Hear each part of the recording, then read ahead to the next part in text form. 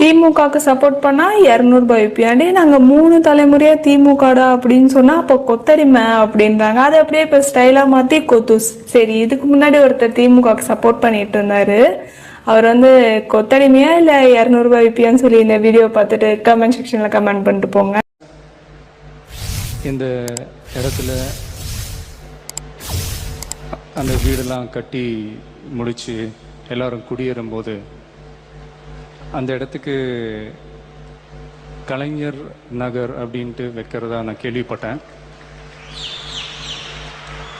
அது மட்டும் பார்த்தாது, அந்த இடத்துல கலைஞர் அவர்களுக்கு ஒரு சிலை வைக்கணும்னு நான் ரொம்ப ஆசைப்படுறேன். அவருடைய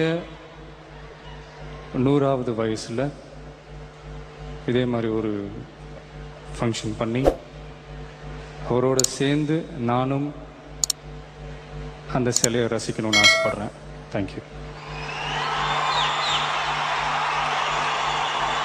உதயநிதி, தயாநிதி, அருள்நிதி, தமிழ் அரசு, கனிமொழி, இந்த மாதிரி பேர்கள் கேட்கும் போதே இதெல்லாம் வந்து படத்துக்கு டைட்டிலாக வைக்கணும்னு எனக்கு தோணும். அந்தளவுக்கு ரொம்ப பவர்ஃபுல்லான பேர்கள், அந்த மாதிரி ரொம்ப அழகான டைட்டில் இந்த கனிமொழி.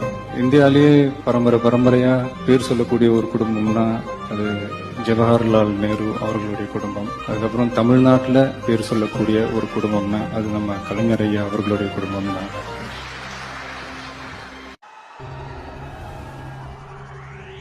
கலையை வளர்க்கணுன்றதுக்காகவே நிதி அள்ளி அள்ளி அள்ளி கொடுத்துட்டு இருக்கிறார். அதனாலதான் இவருக்கு மிஸ்டர் கலாநிதி மாறன்னு பேர் வச்சாங்களா, இல்ல மிஸ்டர் கலாநிதி மாறன்னு பேர் வச்சதுனால இப்படி அள்ளி அள்ளி கொடுக்குறாரான்னு தெரியல.